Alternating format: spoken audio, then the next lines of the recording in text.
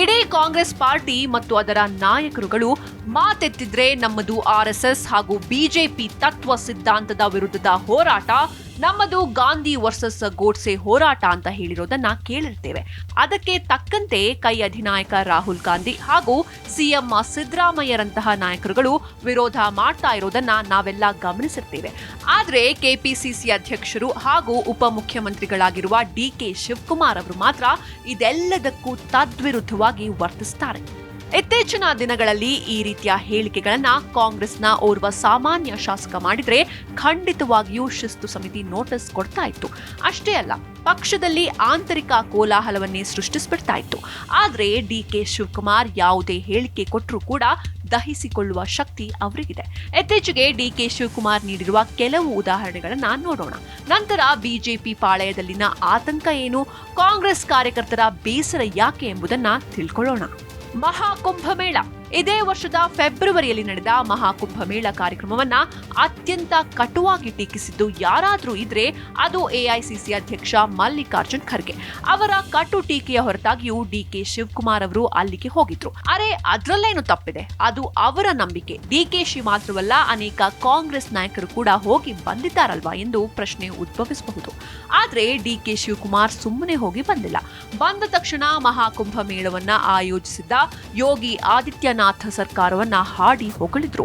ಇದಾದ ಬಳಿಕ ಅಲ್ಲಿ ಕಾಲ್ತುಳಿತ ಸಂಭವಿಸಿ ಅನೇಕರು ಸಾವನ್ನಪ್ಪಿದ್ರು ಕೂಡ ಅದನ್ನ ವಿಪಕ್ಷ ಕಾಂಗ್ರೆಸ್ ಕಟುವಾಗಿ ಟೀಕಿಸಲು ಸಾಧ್ಯವಾಗಲಿಲ್ಲ. ಅದಕ್ಕೆ ಕಾರಣ ಡಿಕೆ ಶಿವಕುಮಾರ್ ನೀಡಿದ್ದ ಹೇಳಿಕೆ. ಇದೇ ಹೇಳಿಕೆಯನ್ನ ಸ್ವತಃ ಯೋಗಿ ಆದಿತ್ಯನಾಥ್ ಅವರು ಡಿಕೆ ಶಿವಕುಮಾರ್ ಹೇಳಿಕೆಯನ್ನ ವಿಧಾನಸಭೆಯಲ್ಲೂ ಪ್ರಸ್ತಾಪಿಸಿದ್ರು. ಈಶಾ ಫೌಂಡೇಶನ್ನಲ್ಲಿ ನಡೆದ ಮಹಾಶಿವರಾತ್ರಿ.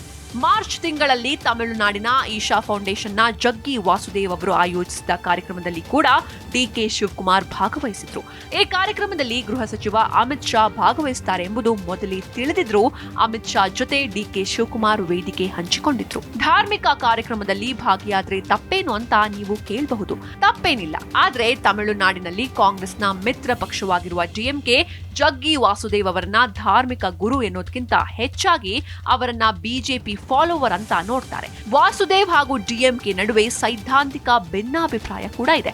ಹಾಗಿದ್ರೂ ಆ ಕಾರ್ಯಕ್ರಮಕ್ಕೆ ಭೇಟಿ ಕೊಟ್ಟು ಅಮಿತ್ ಶಾ ಅವರ ಜೊತೆ ವೇದಿಕೆ ಹಂಚಿಕೊಂಡಿದ್ದು ಪಕ್ಷಕ್ಕೆ ಒಂದು ರೀತಿಯ ಮುಜುಗರ ಉಂಟಾಗಿದ್ದು ಸತ್ಯ.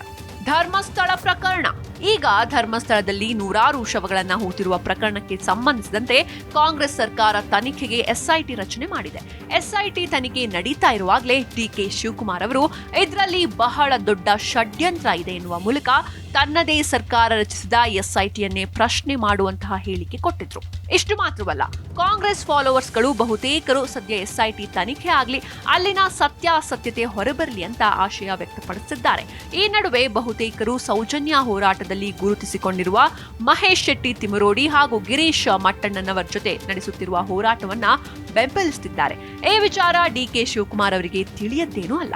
ಹಾಗಿದ್ರೂ ಮಹೇಶ್ ತಿಮರೋಡಿ ಬಿಎಲ್ ಸಂತೋಷ್ ವಿರುದ್ಧ ನೀಡಿದ ಹೇಳಿಕೆಯನ್ನೇ ಇಟ್ಕೊಂಡು ಬಂಧನ ಮಾಡಿದ ಬಳಿಕ ನಮ್ಮ ಆರ್ಎಸ್ಎಸ್ ಹಾಗೂ ರಾಷ್ಟ್ರೀಯ ಪ್ರಧಾನ ಕಾರ್ಯದರ್ಶಿ ವಿರುದ್ಧ ಮಾತಾಡಿದ್ದಕ್ಕೆ ಅವನನ್ನ ಒದ್ದು ಒಳಗೆ ಹಾಕಿದ್ದೇವೆ ಎಂದು ಅಬ್ಬರಿಸಿದ್ರು. ಈ ಒಂದು ಹೇಳಿಕೆ ಇಡೀ ಕಾಂಗ್ರೆಸ್ ಬೆಂಬಲಿಗರು, ಕಾಂಗ್ರೆಸ್ ಅನ್ನ ಸೈದ್ಧಾಂತಿಕ ಬದ್ಧ ಅನುಯಾಯಿಗಳನ್ನ ಬಡಿದೆಬ್ಬಿಸಿದೆ. ಸೋಷಿಯಲ್ ಮೀಡಿಯಾ ತುಂಬಾ ಡಿಕೆಶಿ ವಿರುದ್ಧ ಆಕ್ರೋಶ ಹೊರಹಾಕ್ತಿದ್ದಾರೆ. ಸದನದಲ್ಲಿ ಆರ್ಎಸ್ಎಸ್ ಗೀತೆ. ಇದೆಲ್ಲಕ್ಕಿಂತ ಮುಖ್ಯವಾಗಿ ಸದನದ ಒಳಗೆ ಆರ್ಎಸ್ಎಸ್ ಗೀತೆಯಾಗಿರುವ ನಮಸ್ತೆ ಸದಾ ವತ್ಸಲೆ ಮಾತೃಭೂಮಿ ತ್ವಯ ಹಾಡು ಹಾಡಿ ಅಲ್ಲಿದ್ದ ಬಿಜೆಪಿ ಸದಸ್ಯರನ್ನೇ ಬೆಚ್ಚಿ ಬೀಳಿಸಿದ್ರು. ಮಾತ್ರವಲ್ಲ, ಬಿಜೆಪಿ ನಾಯಕರುಗಳಿಗೆ ಮಾತೇ ಇಲ್ಲದಂತೆ ಮಾಡಿಬಿಟ್ರು. ಸದನದಲ್ಲಿ ಹಾಡಿದ್ದ ಈ ಗೀತೆ ಸದ್ಯ ತೀವ್ರ ಚರ್ಚೆಗೆ ಕಾರಣವಾಗಿದೆ. ಈಗ ಹಿಂದುತ್ವ ವಿಚಾರ ಅಂತ ಬಂದ್ರೆ ಡಿಕೆ ಶಿವಕುಮಾರ್ ಬಿಜೆಪಿ ನಾಯಕರನ್ನೇ ಮೀರಿಸಿ ಮುಂದೆ ಹೋಗಿದ್ದಾರೆ. ಇದು ಬಿಜೆಪಿ ನಾಯಕರ ಆತಂಕಕ್ಕೆ ಕಾರಣವಾಗಿದೆ. ಮೊದಲೇ ಡಿಕೆಶಿ ಕೇಂದ್ರ ಬಿಜೆಪಿ ನಾಯಕರ ಜೊತೆ ಉತ್ತಮ ಬಾಂಧವ್ಯ ಹೊಂದಿದ್ದಾರೆ.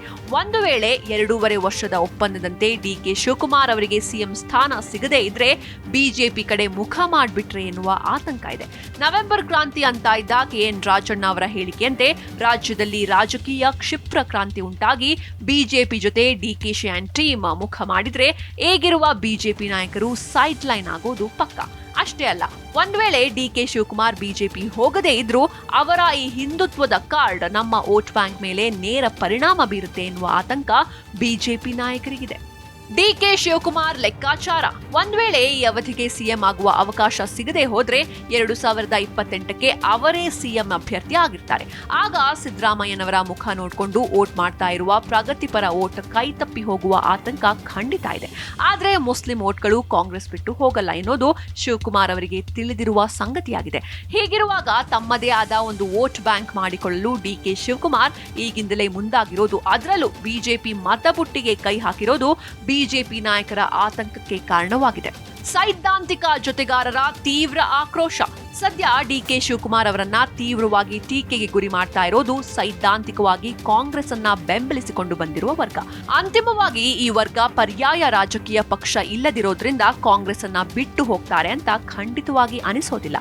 ಹಾಗಾಗಿ ಡಿಕೆ ಶಿವಕುಮಾರ್ ಬಿಜೆಪಿಯವರನ್ನೇ ಓವರ್ಟೇಕ್ ಮಾಡಿ ಹಿಂದುತ್ವದ ಪ್ರತಿಪಾದನೆ ಮಾಡ್ತಾ ಇದ್ದಾರೆ.